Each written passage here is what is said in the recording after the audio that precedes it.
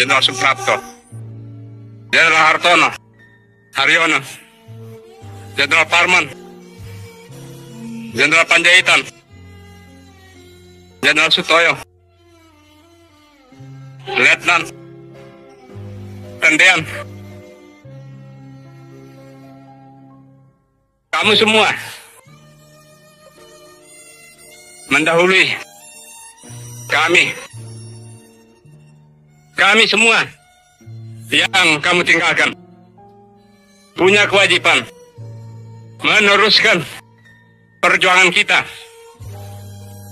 meneruskan tugas angkatan bersenjata kita, meneruskan perjuangan TNI kita.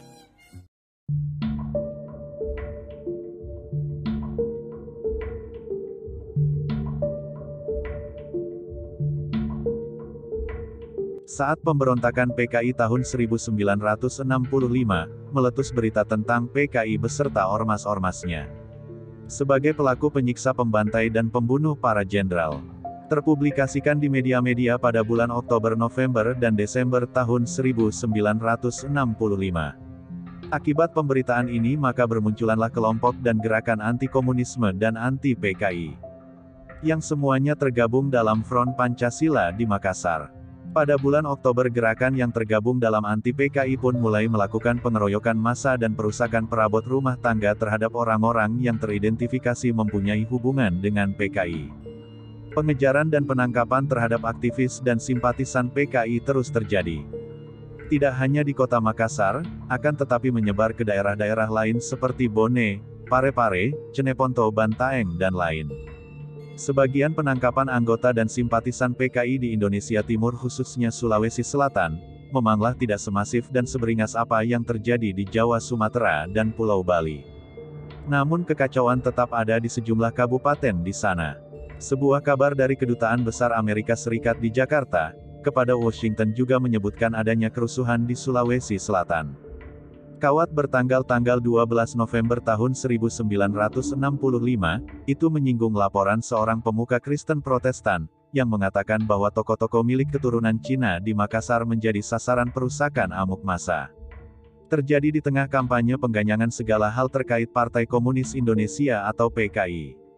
Menurut Brad Simpson, dokumen tersebut adalah telegram Duta Besar Amerika Serikat untuk Indonesia. Itu Marshall Green tentang gambaran umum situasi politik dan keamanan di Sulawesi, Jawa Tengah dan Jawa Timur. Terkait pembasmian PKI, oleh tentara dan sekutunya, pembersihan di beberapa daerah berkembang menjadi mirip kerusuhan etnis dan rasialis. Salah satu narasi yang berkembang terkait G30S adalah keterlibatan dan partisipasi Republik Rakyat Cina, pimpinan Mao Zedong dalam aksi penculikan para jenderal Angkatan Darat. Warga peranakan Cina dan propertinya turut menjadi sasaran kemarahan pemuka Kristen Protestan Sulawesi yang tiba di Jakarta hari itu. Melaporkan 90% toko-toko Tionghoa di Makassar diserang dan isinya dihancurkan pada tanggal 10 November tahun 1965. Yang mana melibatkan hampir seluruh penghuni kota, menurut catatan Taufik dalam kamp pengasingan Moncong tahun 2009. Dalam kerusuhan di Makassar pada tanggal 10 Oktober tahun 1965. Itu melibatkan pihak ketiga yang punya kepentingan tambahan selain pembasmian PKI. Aksi berubah menjadi penjarahan milik orang-orang Tionghoa dan menghancurkan rumah orang Jawa. Dokumen itu menyebutkan juga soal pembantaian orang-orang PKI. Disebutkan persebaran kekerasan anti-PKI terjadi di beberapa daerah di Sulawesi. Orang-orang di Bone dilaporkan masuk ke kamp tahanan dan membunuh 200 orang tahanan PKI. Walau tidak terlalu jelas, Bone yang mana yang dimaksud. Karena ada nama daerah atau wilayah bernama Bone di berbagai kawasan Sulawesi.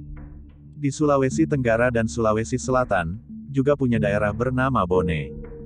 Kabupaten Bone sendiri berada di Sulawesi Selatan. Di Muna Sulawesi Tenggara ada kecamatan bernama Bone.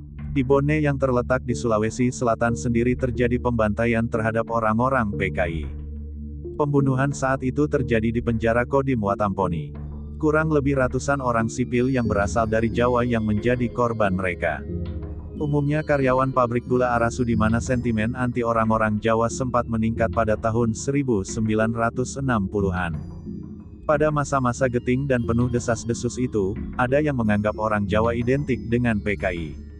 RLI dalam titik silang jalan kekuasaan tahun 1966. Cetakan tahun 2006, menuliskan bahwa para tahanan itu harus menghadapi kekerasan massa, dan terbunuh dalam kerusuhan itu. Melebihi pemenggalan kepala yang menjadi eksekusi standar. Di berbagai penjuru tanah air kala itu dalam peristiwa di Watampuni itu terjadi pencincangan tubuh atas orang-orang PKI. Pencincangan adalah mutilasi berat berupa pemotongan dan penyayatan bagian-bagian tubuh, sehingga terpisah dalam potongan-potongan. Soal pembantaian orang-orang PKI di Bone, Sulawesi Selatan juga disinggung dalam biografi, presenter Andi F. Noya. Dalam Andi Noya Kisah Hidupku cetakan tahun 2015, yang disusun oleh Robert Adi KSP. Suatu hari Korps Polisi Militer menitipkan 40 tahanan yang hendak diproses di penjara Watampone di pusat Kabupaten Bone, Sulawesi Selatan. Tahanan-tahanan yang berada di sana adalah orang-orang yang terkait PKI. Kepala penjara Watampone kala itu adalah laki-laki induk Eropa yang bernama Yopi Clarwater. Masa anti-PKI yang tak sabaran akan proses hukum pun mendatangi para tahanan yang dicap PKI. Untuk langsung dihakimi, sebagai kepala penjara, Clarwater tak mengizinkan melepaskan tahanan yang harus ada di dalam penjara, dan menolak massa masuk ke penjara. Massa yang lepas kendali itu tetap ngotot agar dapat masuk ke dalam penjara.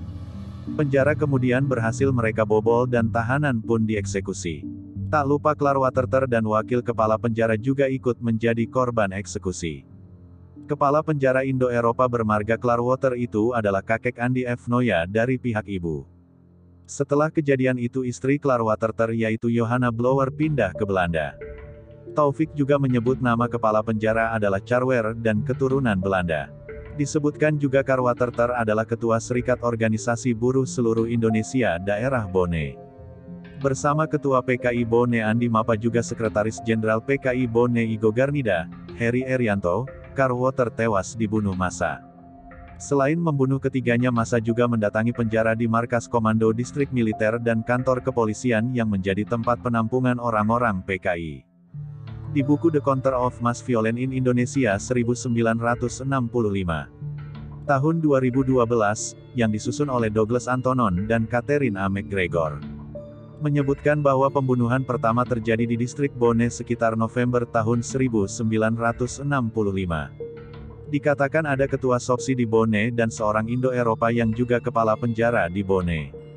Dia tewas terbunuh oleh gerakan massa yang ingin menghancurkan PKI.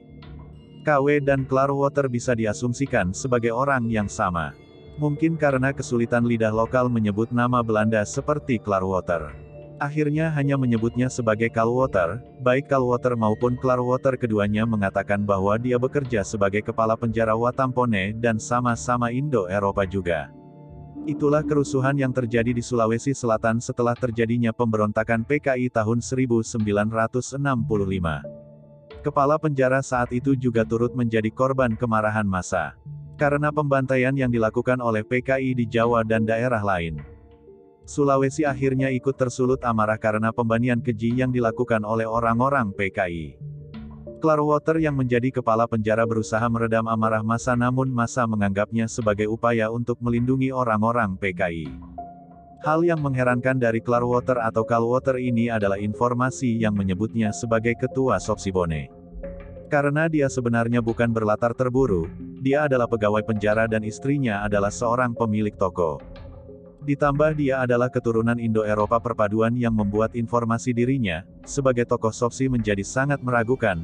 Semoga informasi sejarah ini bisa bermanfaat untuk kita semua. Jika kalian suka dengan video ini silakan di subscribe dan berikan jempol ke atas. Dan jika kalian menganggap video ini bermanfaat maka bagikanlah untuk teman-teman kalian yang lain.